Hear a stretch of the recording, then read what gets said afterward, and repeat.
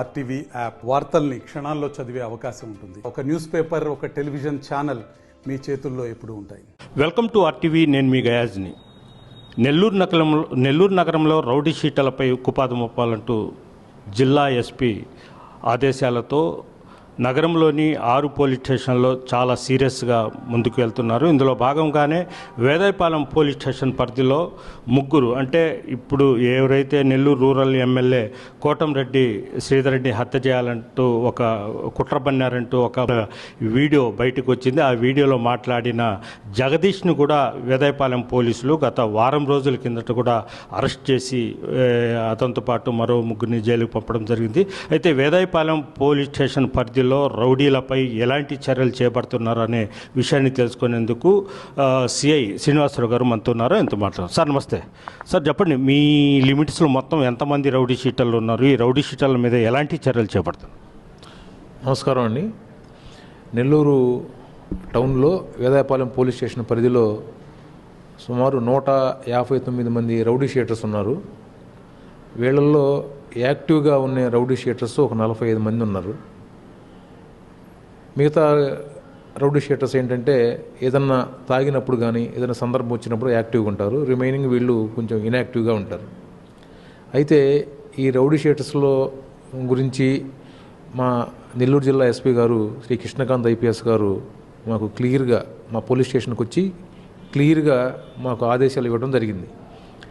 వీళ్ళు చేసే కార్యకలాపాలపైన గట్టి నిఘా ఉంచాలి. ఎవరైనా రౌడీ షీటర్స్ తప్పు చేస్తే ఇమ్మీడియట్గా చర్య తీసుకుని వాళ్ళని రిమాండ్ పంపించే విధంగా చర్యలు చేపట్టమని సారు ఎస్పీ గారు మాకు ఆదేశాలు ఇవ్వడం జరిగింది.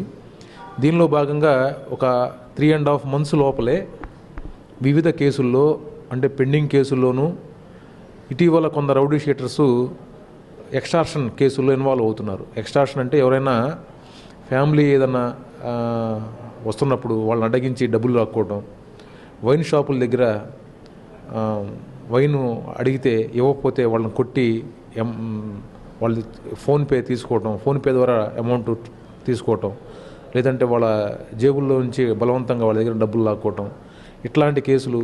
అదేవిధంగా ప్రీవియస్గా కేసులు ఇన్వాల్వ్ అయ్యిండి అరెస్ట్ కాని కేసుల్లోనూ, అదేవిధంగా కొత్తగా రిపోర్ట్ అవుతున్న కేసుల్లోనూ మొత్తం వెరసి ఒక 26 మందిని మేము రిమాండ్ పంపించడం జరిగింది.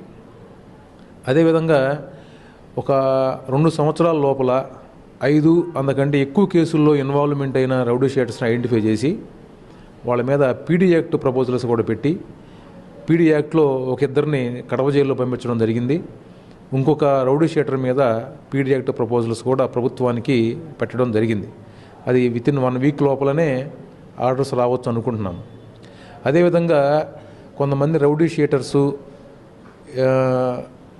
కేసుల్లో ఇన్వాల్వ్ అయ్యి ఉండి పీడీ యాక్ట్ పరిధిలోకి రాకుండా ఉన్న వాళ్ళని ప్రీవియస్ కేసుల్లో బెయిల్ క్యాన్సిలేషన్ కోసం కూడా పిటిషన్ ఫైల్ చేయడం జరిగింది. తర్వాత వీళ్ళని తప్పనిసరిగా మేము మండల ఎగ్జిక్యూటివ్ మేజిస్ట్రేట్ గారి దగ్గర బైండ్ ఓవర్ చేపిస్తున్నాము.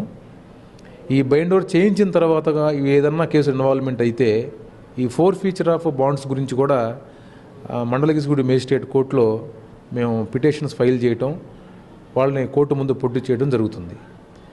అదేవిధంగా నైట్ టైం ఎవరైనా అన్నెసరీగా మూవ్మెంట్ చేస్తే వాళ్ళని తీసుకొచ్చి కూర్చోబెట్టి కౌన్సిలింగ్ చేస్తున్నాము.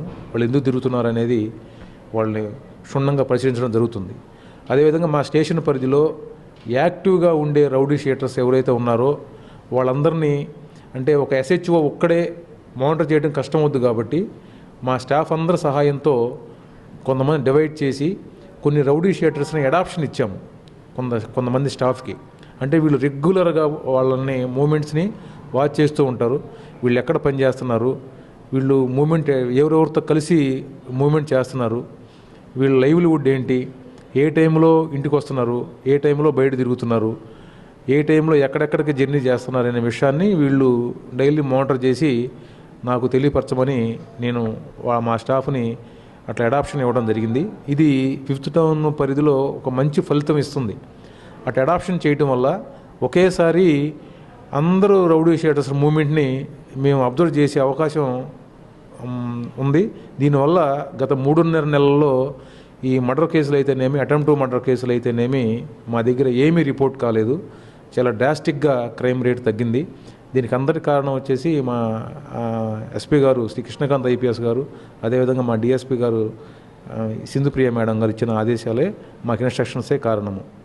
సార్, గతంలో అంటే ఈ 15 పరిధిలో గత 4-5 నెలల కిందట వరుసగా హత్యలు జరిగాయి. అప్పట్లో ఒక సిఐని కూడా ట్రాన్స్ఫర్ చేయడం జరిగింది. తర్వాత మీరు వచ్చిన తర్వాత పూర్తిగా చాలా వరకు లాండ్ ఆర్డర్ ప్రాబ్లంలో మర్డర్లు ఏం లేవు.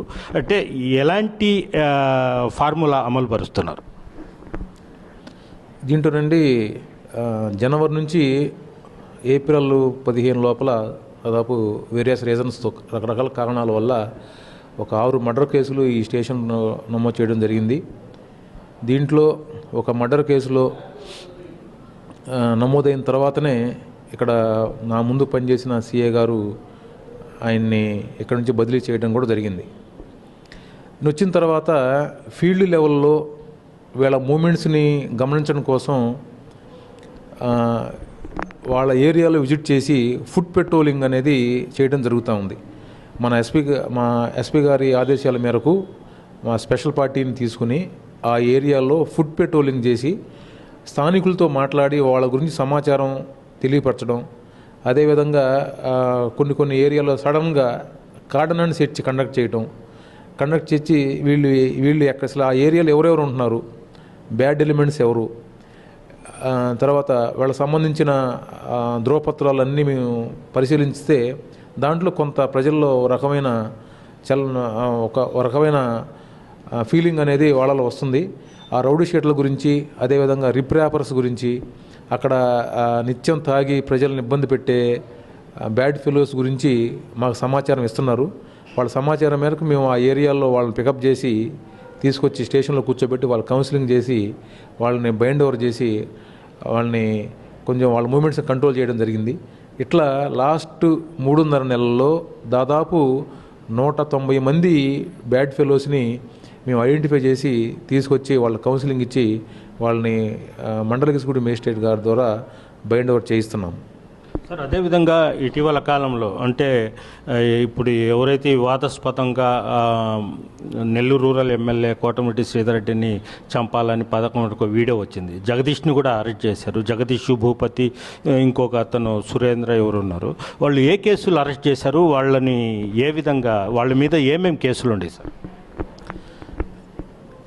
కొండిశెట్టి జగదీష్ అలియాస్ పాల్ జగదీషు, అదేవిధంగా భూపతి, వీళ్ళిద్దరూ rowdy sheeters Vedayapalem police station పరిధిలోనే ఉంటున్నారు. జగదీష్ ఏమో చైతన్యపురి కాలనీ ఏరియాలో అపార్ట్మెంట్లో ఉంటాడు. భూపతి పడావరపల్లి ఏరియాలో సొంత ఇల్లు ఉంది, అక్కడ ఉంటాడు. ఈ జగదీష్ వచ్చేసి నివాసం వచ్చి వేదాయపాలెంలో ఉంటున్నాడు. అతని వ్యాపారం అంతా 1 టౌను 4 టౌన్ లిమిట్స్లో, చిన్న బజారు, దర్గామెట్ట పోలీస్ స్టేషన్ లిమిట్స్లో అతను వ్యాపారం చేసుకుంటూ ఉంటాడు. ఇతని మీద వేదాయపాలెం పోలీస్ స్టేషన్లో కాకుండా చిన్న బజారు, అదేవిధంగా టౌన్లో పలు పోలీస్ స్టేషన్లో కేసులు నమోదై ఉన్నాయి, కొన్ని పెండింగ్లోనూ ఉన్నాయి. అదేవిధంగా భూపతి మీద ఈ కొడవలూరు లిమిట్స్లోను, అదేవిధంగా చిన్న బజారు బాలాజీ నగర్ పిఎస్లోను కూడా పలు రకాల హత్యా నేరాలు వీళ్ళు ఇన్వాల్వ్ ఉన్నారు. వీళ్ళని రీసెంట్గా వీళ్ళతో పాటు సురేంద్ర అని ఇంకో రౌడీ షీటర్ని అతను 4th మైల్లో ఉంటాడు. ఇతను కూడా జిల్లాలో పలు ప్రాంతాల్లో హత్యా నేరాల్లో కేసుల్లో నిందితుడు. వీళ్ళు ఒక 1 వీక్ క్రితము గంజాయి ట్రాన్స్పోర్ట్ చేస్తూ ఉంటే ఒక వెహికల్లో ఇన్ఫర్మేషన్ మేరకు వాళ్ళని పట్టుకుని ఆ గంజాయి కేసులో వీళ్ళని రిమాండ్ పెట్టడం జరిగింది. వీళ్ళు ప్రజెంటు మనకి ఒంగోలు జిల్లా సెంట్రల్ ప్రిజన్లో వీళ్ళు రిమాండ్ పీరియడ్లో ఉన్నారు. ఈరోజు మన గౌరవ రూరల్ ఎమ్మెల్యే గారి విషయంలో వైరల్ అవుతున్న వీడియోలో కూడా మనం జగదీష్ను చూడవచ్చు. ఈ వీడియో వచ్చేసి జూను 14వ తారీఖున 15వ తారీఖున నెల్లూరులో ఒక లాడ్జిలో వీళ్ళు మద్యం తాగుతూ మనకు ఆ రోజు ఎమ్మెల్యే గారి గురించి అట్లా మాట్లాడడం మనం అందరూ చూసాము. వీళ్ళలో జగదీష్ అనే వ్యక్తి ఆల్రెడీ 1 వీక్ క్రితం అరెస్ట్ అయ్యి వేదాయపాలెం పోలీస్ స్టేషన్లో కేసులు అరెస్ట్ అయ్యి వీళ్ళు జైల్లో ఉన్నారు. రిమైనింగ్ పర్సన్స్ ఇంకా వాళ్ళు బయటే ఉన్నారు. వాళ్ళలో జగదీష్ ఒక్కడే వేదాయపాలెం పోలీస్ స్టేషన్లో నివాసం ఉంటున్నాడు. సార్, ఒకవేళ ఈ కేసులో అంటే శ్రీధర్ రెడ్డి కేసులో విచారణ ఏంటంటే పిటిషన్ వేసి మళ్ళీ పోలీస్ కస్టడీకి తీసుకునే అవకాశాలు ఉంటాయా? ఇప్పుడు ఆ కేసు ఏమో ఇంతవరకు రిజిస్టర్ కాలేదు టౌన్లో. అది రిజిస్టర్ అయిన తర్వాత ఖచ్చితంగా ఈ జగదీష్ పాత్ర ఎంతవరకు ఉంది, జగదీష్ దీంట్లో ఏమన్నా ప్లాన్స్ ఏమన్నా చేశాడా ఏంటి అనేది ఇంకా దర్యాప్తులో తెలియని దాన్ని బట్టి జగదీష్ని పిటిషన్ వేసి మళ్ళీ కస్టడీ తీసుకునే అవకాశం ఉంటుంది ఖచ్చితంగా. చివరిగా అంటే మీ లిమిట్స్లో రౌడీజం చేసే తోకజాడే వాళ్లకు ఎలాంటి హెచ్చరిక ఇస్తారు? వేదాయపాలెం పోలీస్ స్టేషన్లో పరిధిలో రౌడీయిజం చేయటం అనేది మానుకోవాలి. గతంలో ఏమన్నా చేసున్నా ప్రజెంటు సిచ్యువేషన్ బట్టి చూస్తే రౌడీజం మానుకోకపోతే ఖచ్చితంగా చట్ట ప్రకారం శిక్షించబడతారు అనేది నేను స్పష్టంగా చెప్పదలుచుకున్నా.